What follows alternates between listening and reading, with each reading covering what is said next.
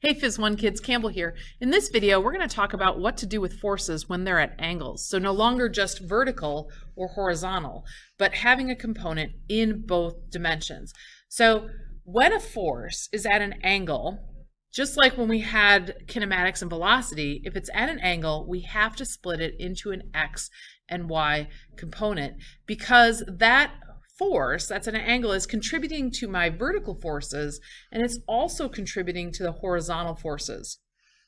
So when I have, for example, here's a dog, walking a dog with a leash, right? That leash is exerting an upward force on the dog and also a sideways force on the dog. So this force, this tension force the leash is exerting, has a component vertically and a component horizontally. So once again, just like with velocity vectors, we're going to be splitting force vectors into x and y components. So just as a little trig review, right, if I, for example, had a tension in this leash at 10 newtons and it was an angle at 25 degrees, then we do some sines and cosines to break our that force vector, which is now the hypotenuse of my triangle, into x and y components. So because the x component here, right, the horizontal component is adjacent to the angle, we would use cosine. So the cosine of the angle is the adjacent over the hypotenuse. So the cosine of 25 would be that x component of the force divided by the hypotenuse of 10 newtons. And of course, if we do that math, we'll find out that the x component of that force is 9.1 newtons. Then to find our force that is in the y direction, our vertical force, right, that's opposite of the 25 degrees. So that would be a sine. Sine of theta is the opposite over the hypotenuse. So the sine of 25 is equal to the vertical component of our force of tension divided by the force of tension of 10. And so 10 times the sine of 25, if we do that in our calculator, we make sure we're in degrees, is 4.2 newtons. So this 10 Newton force is actually got components in both the vertical and horizontal direction. We have to keep what's going on in the x direction and the y direction separate from each other. So let's take a look at how we solve problems with angles. Here is a car that's being towed at a constant speed, steady speed, by a rope that is at an angle of 20 degrees from the horizontal. We have a frictional force that's 320 newtons, and we want to know what is the tension force on the rope and also what is the normal force acting on the car. Well, the steps we're going to take when we have forces at angles, the first thing we're going to do is draw a free body diagram with all the forces as those individual vectors. Do not break that angled force into x and y components. Do not do that. Just draw the tension force as it is at that angle on your free body diagram. Separate from the free body diagram, any of the forces that you've drawn in your free body diagram that aren't either vertical or horizontal, you're going to have to split them into x and y components using trigonometry. And then, just like you did before in our forces unit, you're going to write a separate equation for what's going on the x-axis, separate from what's going on the y-axis. So let's actually do this. First, let's draw a free body diagram. So box or dot. I will make a box, if I can get my pen to work here, box. We have a force of gravity straight down. We have a normal force that's up. We have our friction force, that's opposing motion. So if we're pulling the car to the right, then we're going to have our force of kinetic friction that points to the left. And then we're going to have a tension force. So we're going to draw our tension force at an angle, at an angle, and label that force of tension. All right, so there is my free body diagram. It's not the most beautiful one. Drawing on this board is not that easy. So there's my free body diagram. Do not, on the free body diagram, ever break this force that is not in the x or y direction, so in this case the tension force, into an x and y component on the free body diagram. Never, never, never, never, never, never, never, never do that. So the next thing we're going to do is now we're going to break that force of tension into x and y components. So here's my force of tension. It is at an angle of 20 degrees. And so when I make my right triangle here, right, here is my force of tension in the x. and here is my force of tension in the y. All right, so there is my lovely free body diagram and my lovely force triangle. So just like we had velocity triangles in two-dimensional kinematics, we're going to have force triangles when we have forces at angles. All right, then what we're going to do, just like normal, we're going to write a sum of forces equation for the x direction. And we're going to write a sum of forces equation for the y direction. Put the x's and the y's in here. All right, so we go to our free body diagram and we take a look and we see that in the forward direction, the positive direction, we have the x component of the force of tension. Again, it's not drawn on our free body diagram. We drew it off to the side there, and that's pointing to the right. So we're going to write down force of tension in the x. If we go back to the free body diagram, we see we have a force of kinetic friction to the left, so that's negative. And then that equals mass times acceleration, but this is key right here. It's being towed at a steady speed. So what does that mean? Well, if I'm towed at a steady speed, that means my velocity is constant, which means my acceleration is actually 0.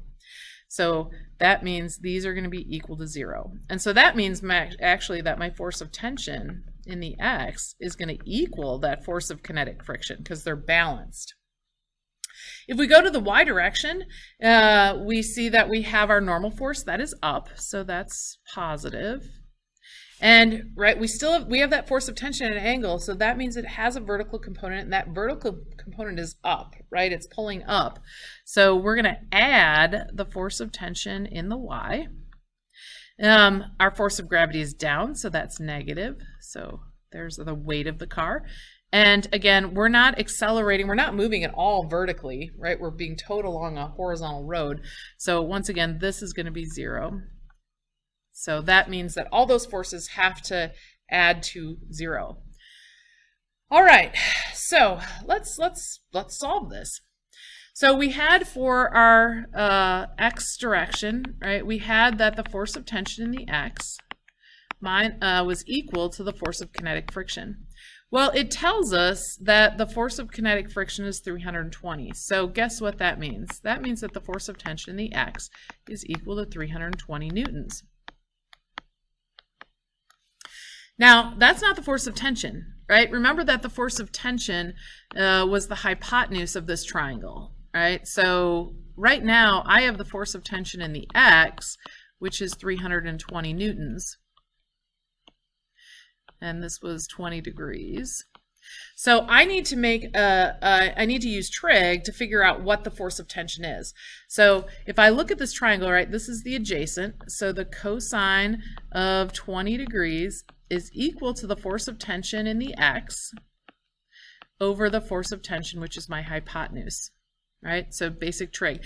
Now we want to solve for force of tension this time. Usually we have the hypotenuse and we're finding the x or y components, but in this case we actually have the x component.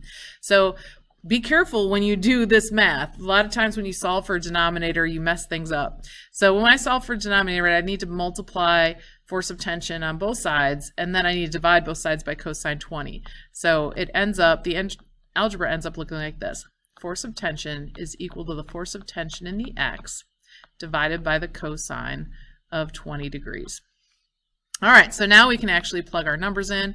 Force of tension is equal to the force of tension in the x, which was our 320 newtons, divided by the cosine of 20. So we're going to do that. Make sure your calculator is in degrees, and you're going to get 340.5 newtons.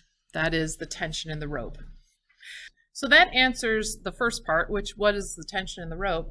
The second question was, what is the normal force acting on the car? So now we have to go to our y direction. And if you remember, the equation we had in the y direction is that the normal force plus the force of tension in the y minus the force of gravity is equal to 0. So if I solve this for normal force, right, then I get normal force is equal to the force of gravity minus the force of tension in the y. All right, let's break this down a little more. So the normal force is equal to the force of gravity, which is equivalent to mass times g. minus our force of tension in the y. But force of tension in the y, right, I don't know that value.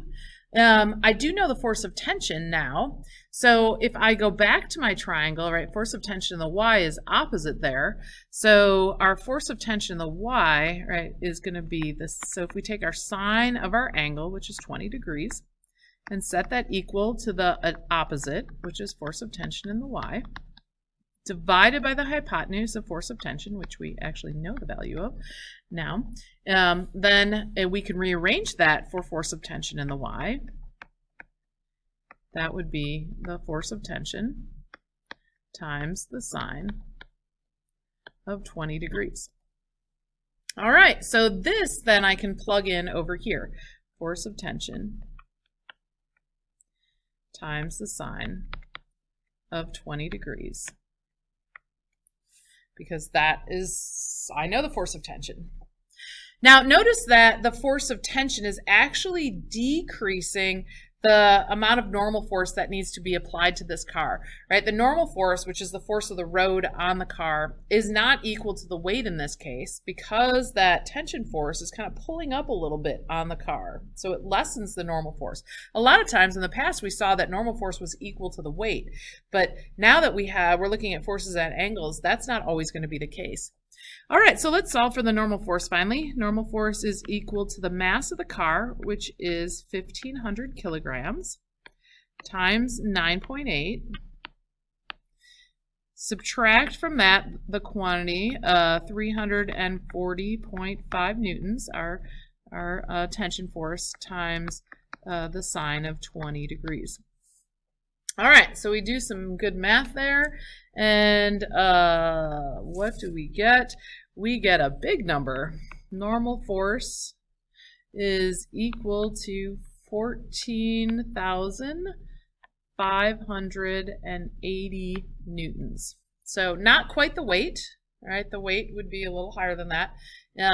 So normal force can be helped by a force at an angle, or it actually could increase if we were pulling down on the car, right? Then the normal force would actually grow. So there is what we do when we have forces at angles.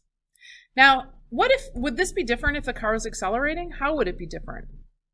Well, how it would be different is in this x direction, right? Now it would be force of tension in the x minus the force of kinetic friction is equal to mass times acceleration. So what would that do to the tension force? Would the tension force be higher or lower? Well, the tension force is in the direction, that x component, right, is in the direction of acceleration, which means it's got to be greater now than the force of kinetic friction. So that means that my tension force in the x is going to be greater, which means my tension force, therefore, has to be greater. So make sure you know when you solve a problem, is it accelerating or am I at rest or traveling at constant velocity? One type of problem you're going to see a lot when we have forces at angles are what I like to call hanging sign problems. And you'll see a bunch of these in your packet. So here we have a sign that weighs 200 newtons. It's hanging at rest, right? That's important from a sum of forces standpoint. We have two ropes that are attached to a wall and one that's attached to the actual sign. This must be my sign. We'll make a little smiley face. Maybe it says physics is fun.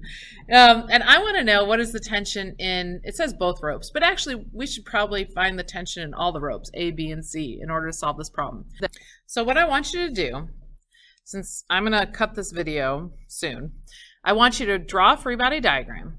I want you to write equations, some of the force equations in the x and y directions. And I want to see, can you find the tension in all the ropes? We will do this problem in class. So do the WSQ, and I will see you in class.